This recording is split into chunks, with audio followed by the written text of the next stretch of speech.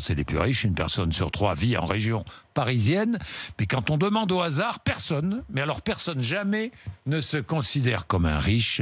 Nicolas Robert et Mao Becker-Granier ont interrogé les Parisiens sur la question.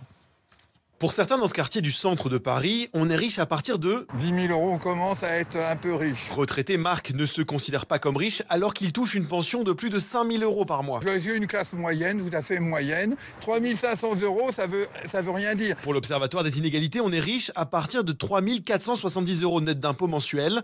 Une surprise pour Marie qui travaille pour une multinationale. Je n'avais pas du tout ce montant en tête. Ça me paraît pas être un montant au-delà duquel on est riche. Moi, je gagne bien ma vie, j'ai pas honte de le dire. Maintenant, je me considère pas riche, non. Je suis à l'aise, mais je suis pas riche. J'ai appris aujourd'hui que j'étais riche et je vous en remercie. Un montant qui suffit pour vivre, estime Alexandre, qui travaille dans la finance. À partir de 3 400 euros, je pense qu'on vit convenablement dans notre société. On peut avoir ce qu'on veut.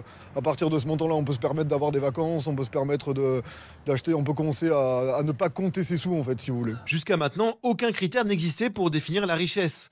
Un manque bien pratique pour les plus aisés, estime Louis Morin, le directeur de l'Observatoire des inégalités. C'est aussi qu'on vit dans un certain milieu, on a certains codes, on a certains repères et on ne se rend plus compte. On est toujours le pauvre d'un autre, quoi. Et c'est très utile d'être le pauvre d'un autre, parce que quand vous voulez échapper à la solidarité, il n'y a rien de tel que se prétendre classe moyenne. Louis Morin rappelle que la France compte 1 200 000 millionnaires, classant le pays parmi les 5 premiers dans le monde.